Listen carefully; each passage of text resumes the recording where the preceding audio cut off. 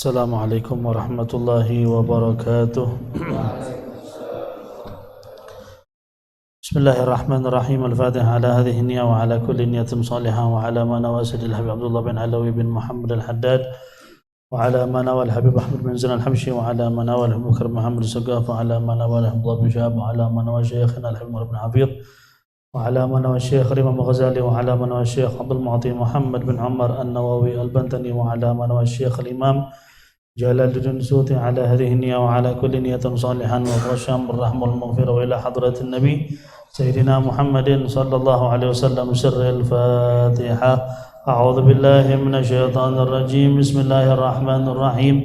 الحمد لله رب العالمين الرحمن الرحيم مالك يوم الدين إياك نعبد وإياك نستعين صراط الذين أنعمت عليهم غير المغضوب عليهم ولا الضالين آمين.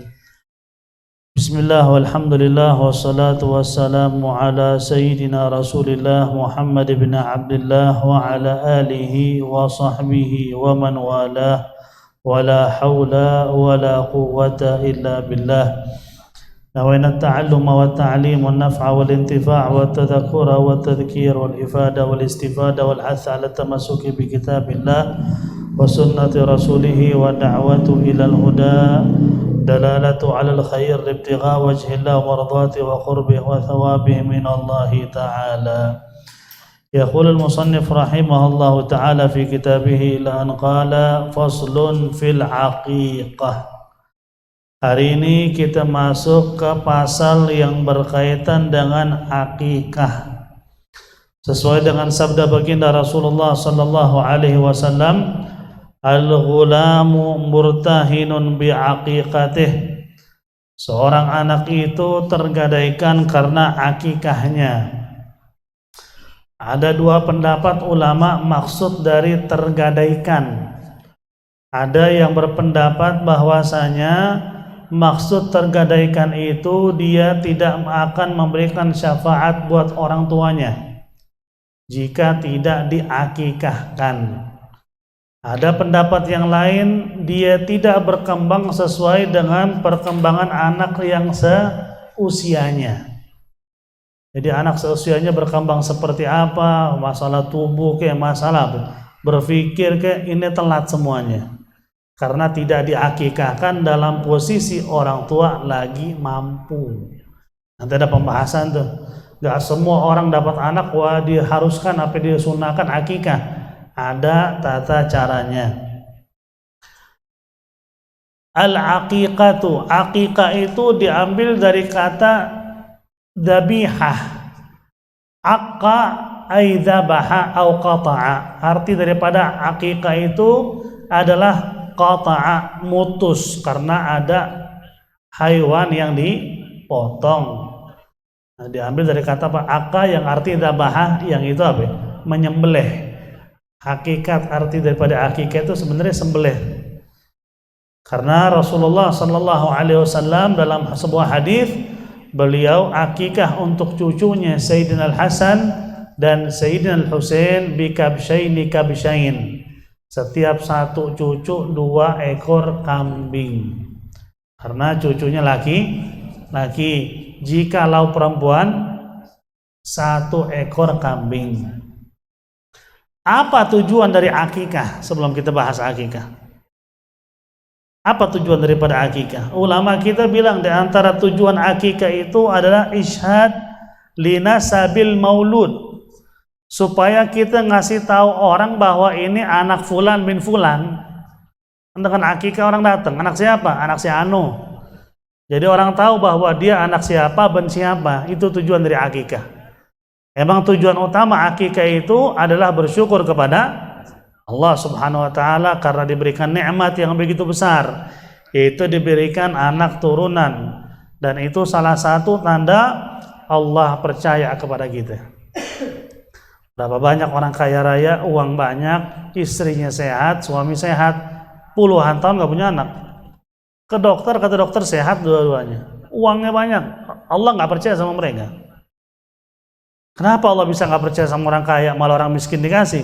Kepercayaan itu gak bisa dinilai dengan uang. Masalah ngasih makan minum, binatang juga ngasih makan apa? Minum sesuai dengan kemampuan kita. Kepercayaan itu Allah tahu Anda bisa mendidik anak. Makanya ketika ada orang tua menyanyiakan anaknya dan zalim kepada anaknya, dia sudah menyanyiakan salah satu tanda Allah percaya kepada dia.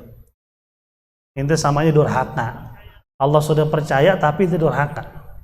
Maka jangan sampai menjadi hamba yang durhaka kepada Allah Subhanahu wa taala. Jadi tujuannya yang pertama adalah menunjukkan rasa syukur, dan yang tadi adalah apa?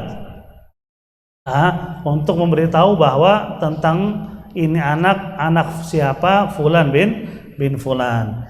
Ketiga, izharul farah, menunjukkan rasa gembira. Kenapa kita harus gembira dengan adanya anak? Karena kita sudah membuat Nabi Muhammad gembira.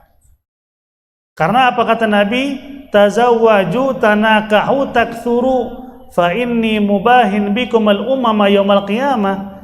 Nikah, kawinlah kalian dan banyakin turunan, kata Nabi.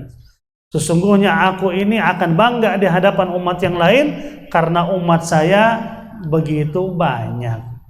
Berarti kalau orang punya anak lebih dari satu, semakin banyak semakin Rasulullah tersenyum. Maka disebutin nama orang-orang tua kita, di hari kiamat nanti siapa sih di umat Nabi yang begitu Nabi ngelihat mereka Nabi senyum? Itu orang yang bawa anak cucu banyak.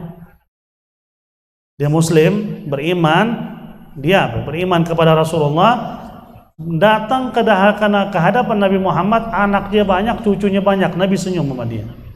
Karena itu tujuan dari pernikahan. Dibatasi anak jangan. Kalau ngasih apa ya? Ngasih namanya jeda ya wajar, karena kan ini masalah pendidikan. Kalau waktunya terlalu sangat dekat-dekatan ke orang dulu kan setiap tahun apa? Emang sih orang dulu malah sekarang jangan disamain. Orang sekarang kan manja-manja, nggak bisa. Harus dikasih jeda 2-3 tahun punya anak lagi, jangan takut. Wala taqtulu auladukum khasyata imlaq, kata Allah. Jangan kalian bunuh anak turunan kalian hanya takut miskin. Allah yang janji.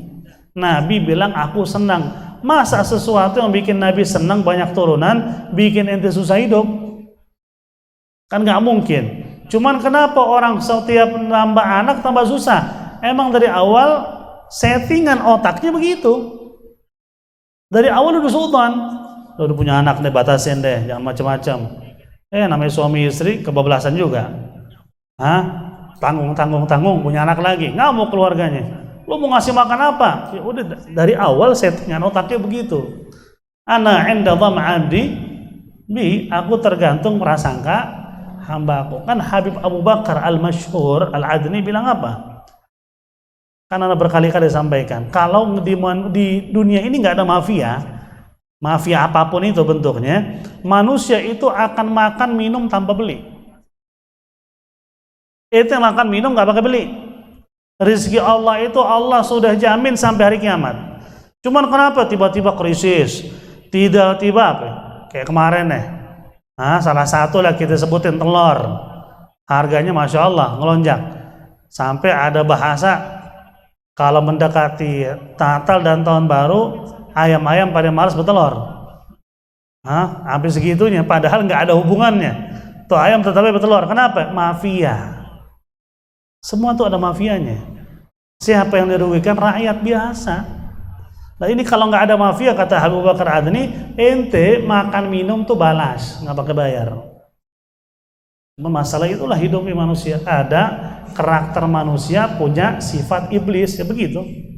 Jadi nggak ada kekhawatiran pada dasarnya. Yakinlah kepada Allah Subhanahu wa taala.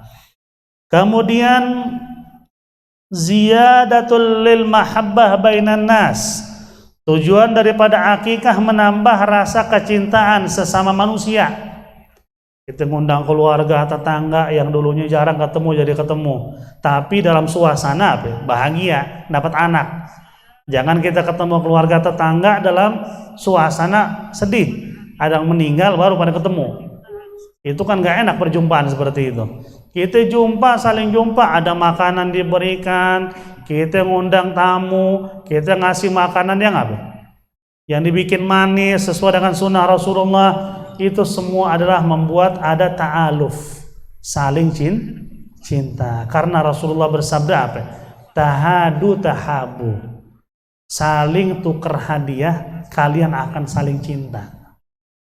Itu kan salah satu hadiah juga, ngundang orang kita kasih makan, masakan yang enak-enak, bikinin kopi, bikinin teh, kita begitu kita sanjung tuh tamu, itu kan sama aja memasukkan rasa kegembiraan. Di samping itu kita gembira kita punya anak, itulah yang disebut dengan at-ta'aluf. Itu tujuan dari akikah. Tapi yang pertama tujuannya adalah untuk menunjukkan rasa syukur kepada Allah Subhanahu wa ta'ala. Enggak semua orang bisa dapat anak, enggak semua orang. Makanya bersyukur kalau itu punya anak. Yang belum punya berdoa mudah-mudahan dikasih anak turunan. Itu anugerah dari Allah, sangat amat sulit. Banyak saya kenal orang kok kaya raya kok, duitnya masya Allah deh, banyak bener, tapi hampir 9 tahun gak punya anak deh. Kita tanya istri ente gimana, sehat? Ente sehat? Udah pernah ke dokter sehat semua, nggak ada masalah.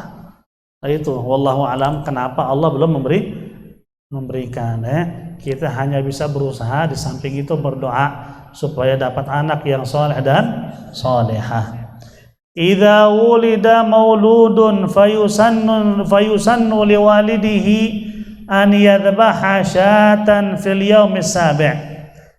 Jika seseorang mendapatkan anak turunan, fayusannu disunnahkan, liwalidihi atas bapaknya, bapak atau anak, bukan ibu mau kaya raya tetap sunnahnya bapak yang keluar duit, karena yang wajib nafkah siapa? Si bapak. An yadhbaha syatan, agar dia memotong 1 ekor kambing, fil yaumis sabi', pada hari ke-7, min wiladatihi, ketika dilahirkan. Fa in kana dzakaran yadhbahu anhu syatan, jika anak turunan tersebut seorang laki-laki, anak laki-laki, maka dipotong baginya 2 ekor. Au unsa yadhbahu anha syatan, jika yang lahir wanita dipotongin 1 ekor kambing. Wa hadza yusamma aqiqatun, ini disebut dengan akikah. Gini sebenarnya, akikah kapan sangat disunahkan? Emang nggak dibahas di sini. Dalam kitab Busyrul Karim itu dibahas. Seorang ayah dia dapat ancaman dari sabda Nabi tadi soal tergadaikan seorang anak karena akikah. Kata ulama, jika semasa nifas si suami musir duitnya banyak. Dari sejak ngelahirin bininya nih, selama nifas 40 hari, ini laki duitnya banyak. Dia nggak mau akikah, nah ini dapat ancaman nih. Ini ngelahirin aja masih ngutang sama orang, minta bantuan, minta ngutang sama orang. Buat apa? Lahiran si istri. Saat itu nggak sangat disunahkan bagi suaminya. Cuman kalau dia sampai ngutang buat akikahin, boleh gak? Silahkan aja kalau dia mau, cuman tidak sangat disunahkan, dan dia nggak dapat ancaman sesuai dengan sabda Nabi. Nah ini harus kita paham. Siapa yang sangat-sangat disunahkan akikah? Bagi orang yang semasa nifas istrinya dia punya uangnya ada setelah nifas, setelah 40 hari, tetap disunahkan, tapi tidak sangat seperti bagaimana yang disabdakan oleh Rasulullah. Dapat sunnah tetap dapat, cuman udah beda. Seperti orang motongin akikah pada hari ke-7 atau 14 atau 21 hari, itu hari-hari yang paling afdol. Setelah itu pas umur setahun boleh nggak? Boleh, cuman afdolnya di hari-hari yang sebelum itu. Kenapa di 7 hari, 14 hari, 21 hari? Karena itu masa nifas si istri. Lihat keadaan si suami, duitnya ada apa kagak. Kalau nggak ada nanti pas umur setahun tetap disunahkan, tapi nggak dapat ancaman. Tapi kalau ada, jangan pelit juga. Nah, karena kita berbuat sesuatu buat anak, maka kata ulama, salah satu cara membuat anak kita bersedekah padahal dia masih bayi, akikah. Itu anak bersedekah belum waktu sedekah dia, masih bayi sudah. Kan kita sedekah, kita akikah atas nama siapa? Si anak. Itu daging dibagikan seolah-olah tuh anak udah sedekah dari bayi. Makanya nggak ada salahnya kita melakukan akikah. Wa yustaratu, dan kenapa akikah harus kambing? Karena itulah yang dikerjakan oleh Rasulullah. Dan ketika Siti Aisyah ditanya, kata Siti Aisyah, Rasul nyuruh kita motong 2 ekor bagi laki-laki, bagi perempuan 1 ekor kambing. Ada yang nggak doyan kambing gimana? Ya kambing tetap dipotong, dibagi bagi yang doyan. Yang nggak doyan udah suruh makan di warteg kayak di mana kayak. Kalau makan soalnya gue yang bayarin. Jadi nggak ada salahnya bikin 2 menu. Ada menu kambing buat yang suka, yang nggak suka itu bikinin ayam. Kalau duit banyak sih apa salahnya ya? Kalau nggak mau ribet lagi jangan ayam, angsa. Agak gedean dikit. Kemudian wa yustaratu an takuna dzabihatu fil aqiqati mujzi'atan fil udhiyah. Dan syarat kambing yang akan dipotong itu sesuai dengan persyaratan kambing yang dipotong buat kurban. Jadi sama tuh usianya. Kalau kambing biasa usianya berapa? Kalau kambing domba usia berapa? Nggak boleh ada cacatnya, nggak boleh pincang, nggak boleh tanduknya patah, cari yang sempurna. Jangan asal aja yang penting gede beli. Lagi mana dia pincang dikit, nggak apa-apa pincang, orang mau dimakan ini. Tetap kita beli yang sempurna dengan harapan mudah-mudahan anak kita berkembangnya pun sempurna. Itu tujuannya.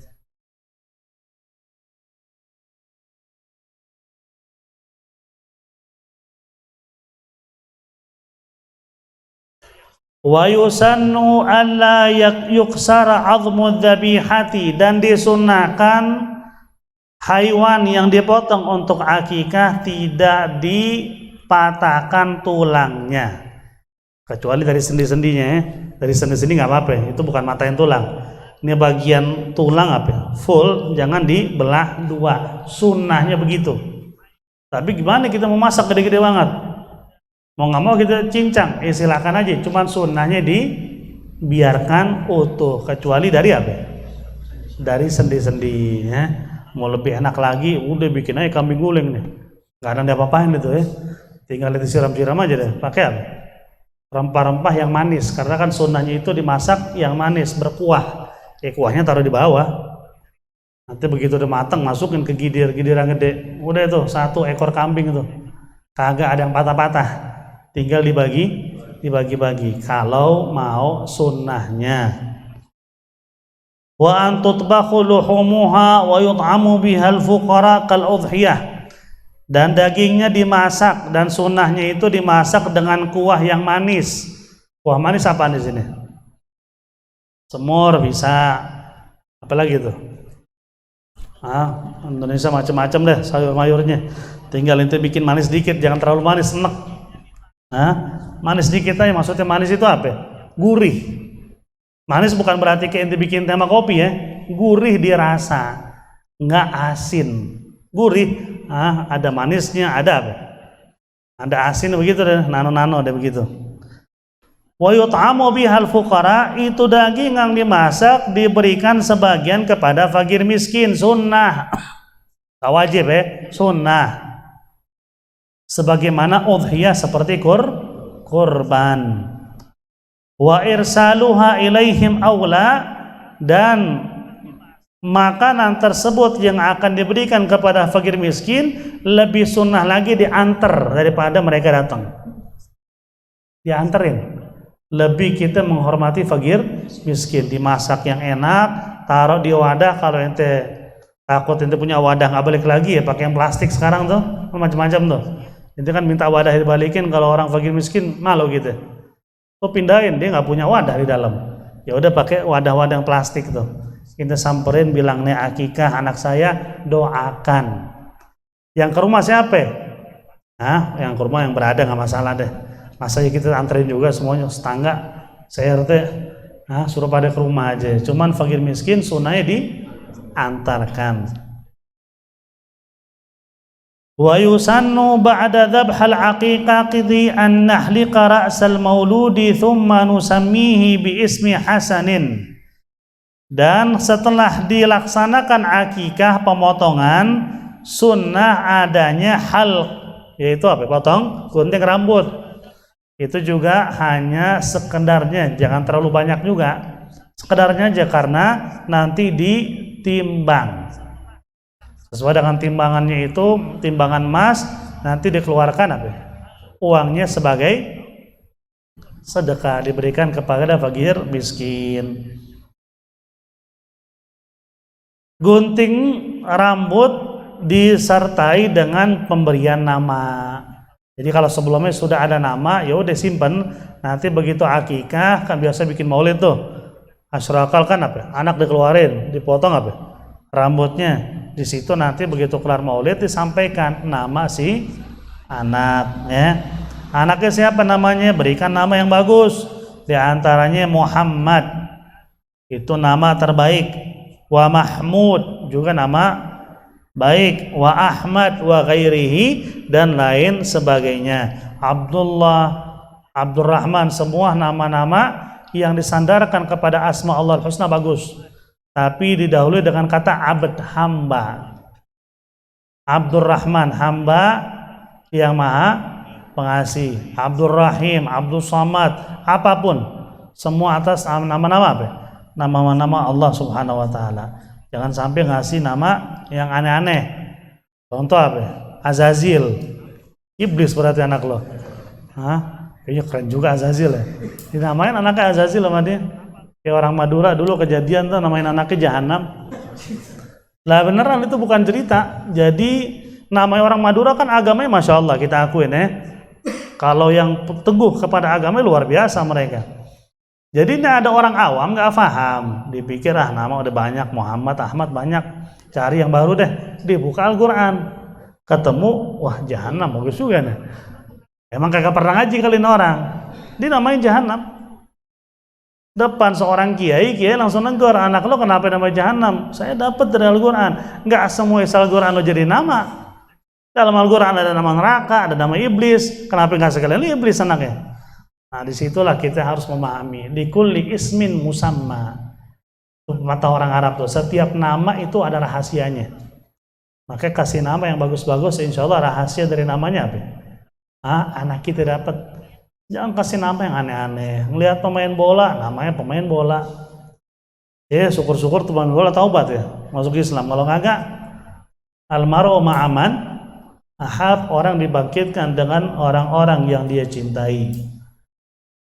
Wa tukrahu tasmiyah bil asma'il qabihah, dan makruh memberikan nama-nama yang buruk. Seperti apa? Seperti kalbun, nama anaknya anjing. Ada, Allah alam ya. Wajamus, atau dinamain apa? Jamus itu banteng. Nama anaknya apa? Banteng ya. Kalau nama orang jangan. Kalau nama partai apa? Ya nggak apa-apa deh. Mau nama partai apa juga boleh. Cuma nama orang kagak boleh ya.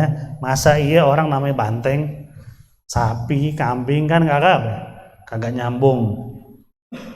Wa yusannu an yu'adzina fi udhunil mauludil yumna wa yuqim fil udhunil yusra, dan disunnahkan bagi ayah tersebut mengadzani si bayi di kuping kanannya dengan apa? Adzan, kuping kiri qomat. Kapan? Ketika dilahirkan, sunnah. Oke, kan anak begitu lahir nangis luar biasa. Itu kata Rasulullah, nangis itu anak karena dia ngelihat Ummu Subyan.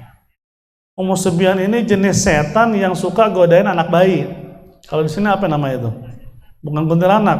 Saudaranya siapa namanya? Hah? Wewe gombel kali ya, nggak tahu juga. Pokoknya yang demen godain anak kecil.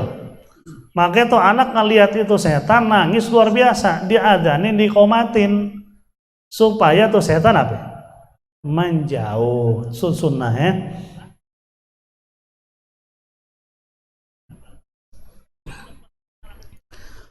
Wa an yuhannikal maulud bil asali ba'dal adzan wal iqamah.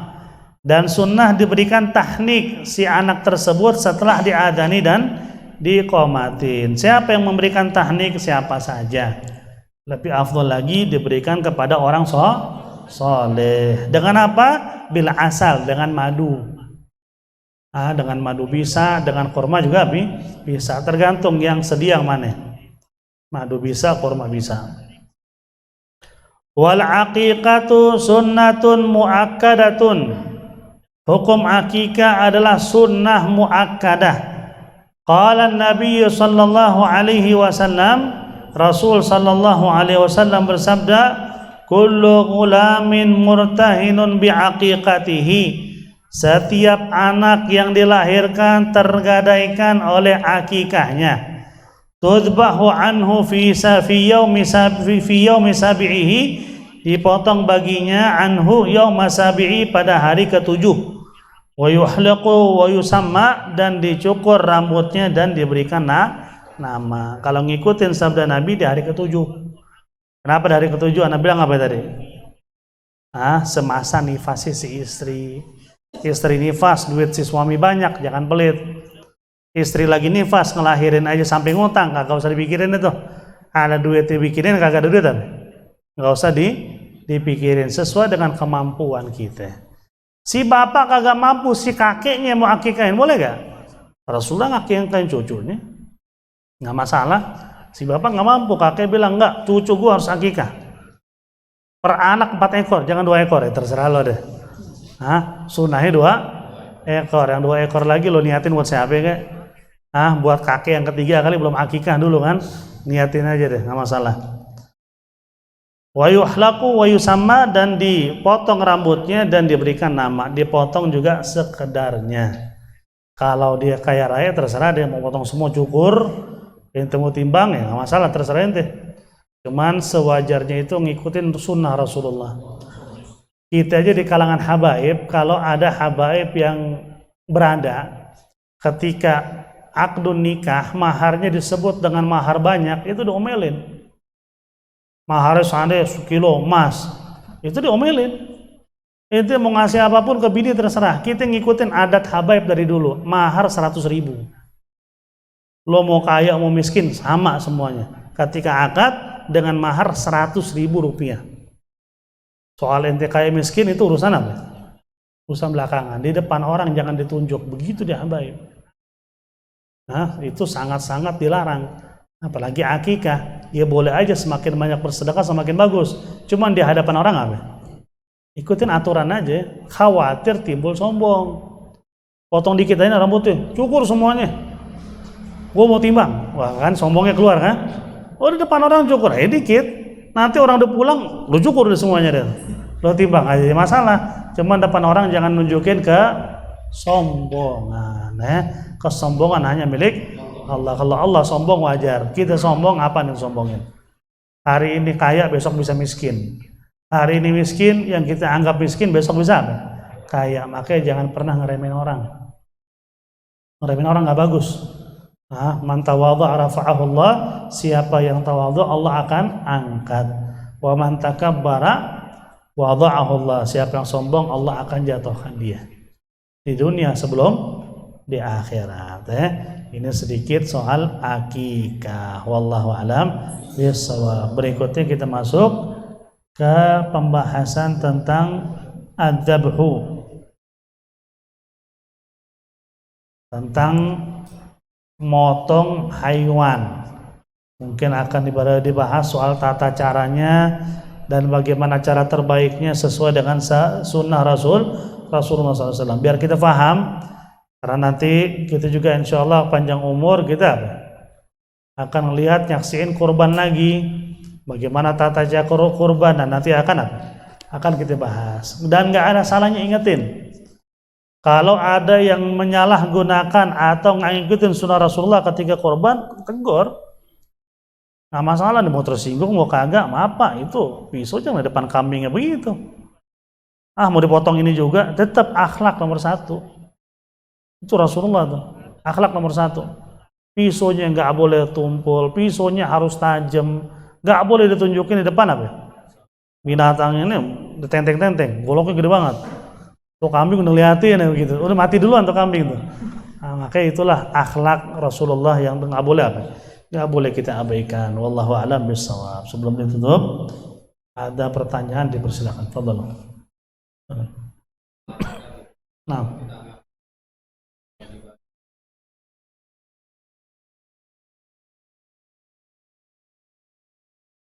Nah.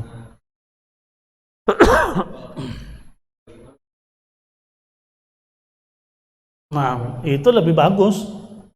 Lebih bagus dibagi-bagi. Orang nggak repot-repot datang ke rumah kita. Itu lebih afdal, disunnahkan seperti itu. Cuman soalnya kita minta berkahnya juga nih. Yang kita bagi-bagi buat fakir miskin, yang lain sudah datang ke rumah baca maulid, biar rumah kita berkah, nggak masalah. Justru bagusnya emang diantarkan. Cuman kan udah menjadi adat di kita nih. Ngumpul bersama-sama itu juga adat bagus. Nggak boleh kita abaikan, jangan bilang zaman Nabi nggak begitu, nggak ngumpul-ngumpul dibagi-bagi. Nggak ada salahnya, kan kita lihat setiap suatu acara atau kegiatan, lihat positifnya. Apa yang bisa kita dapat dari positifnya? Itu yang kita lihat. Nggak ada zaman Nabi, nggak ada zaman Nabi. Jangan ngawur kalau ngomong begitu. Saya kan udah bilang kemarin, kalau kita jahatnya sama mereka nih, yang dikit-dikit nggak ada sabdanya, nggak ada hadisnya. Kitab Tauhid karangan guru mereka, Syekh Muhammad bin Abdul Wahab, atau kitab Tauhid dia, itu mengandung lebih dari 26 hadis dhaif. Tauhid loh. Urusan ketuhanan pakai hadis dhaif. Kalau kita jahatnya kita bongkar juga biar mereka malu. Kita masalah maulid tahlil hadisnya mana? Kita bilang ibadah bukan, cuman adat tapi baik. Kenapa lo sewot? Nah ini bahaya di situ ya. Sesuatu kegiatan lihat tapi positifnya. Jangan dikit-dikit apa-apa langsung kacamatanya Nabi enggak. Kalau bilang Nabi enggak bikin dong masjid dari batu bata ya. Bikin dari apa? Dari tanah. Ada lagi? Allah. Assalamualaikum warahmatullahi wabarakatuh. Nah. Gimana caranya dapat anak yang soleh dan solehah? Cari bibit yang solehah. Terus gimana caranya dapat bibit yang solehah? Kita berusaha menjadi soleh. Sering-sering taubat. Bagi orang yang mungkin belum nikah, sering-sering taubat. Sering-sering surat taubat malam istighfar dengan harapan Allah kasih pendamping yang soleh. Allah kasih. Karena orang soleh pasti dapat solehah. Orang solehah pasti dapat apa? Wanita soleh dapat laki-laki soleh. Semua dimulai dari si laki. Laki berusaha menjadi orang baik, insya Allah istri pun apa?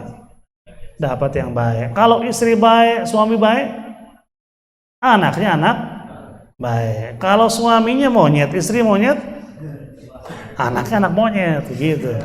Nah, jadi semua dimulai dari apa? Dari bibitnya. Makanya kan kata Nabi apa? Seorang wanita dinikahi karena 4 hal, bukan sunnah nih. Orang kadang-kadang berpikir 4 hal ini sunnah, bukan. Yang di otak kita Imam Nawawi bilang apa? Imam Nawawi yang ngomong. Yang dimaksud sama Nabi itu seorang wanita dinikahi karena 4 hal, itu sesuai dengan otak laki-laki.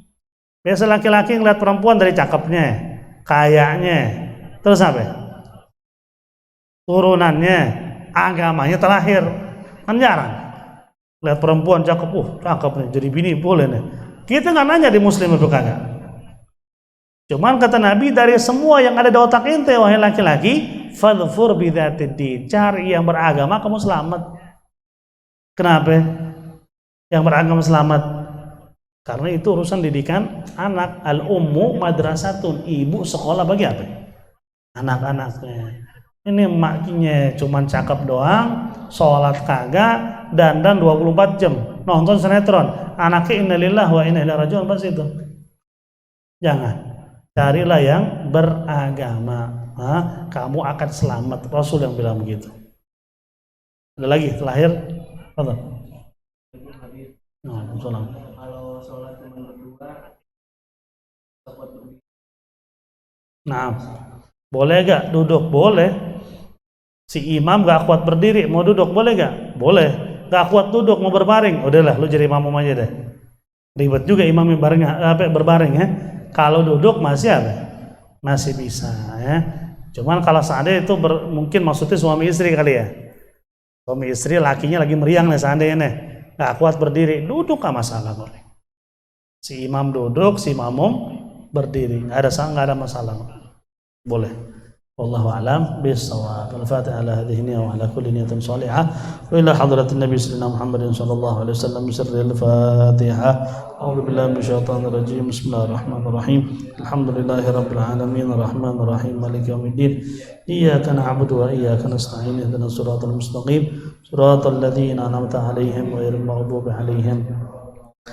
الله بحق الفاتحة وسر الفاتحة وبكرامة الفاتحة يا فارج الهم يا كاشف الغم يا من لعبدي يغفر ويرحم بفضل سبحان ربك رب العزة عما يصفون وسلام على المرسلين والحمد لله رب العالمين يا ربنا اعترفنا بأننا اقترفنا وأننا أسرفنا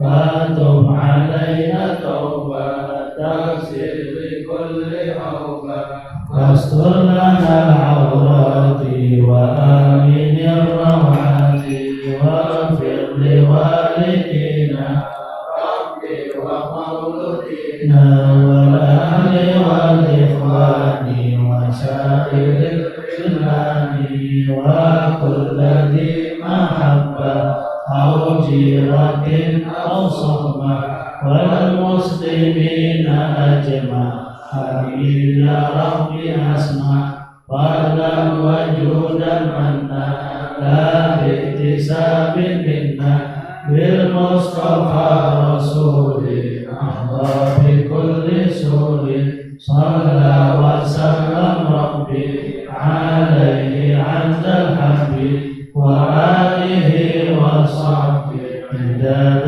تخصيص صحبه والحمد لله والتناهي. والسلام عليكم ورحمة الله وبركاته.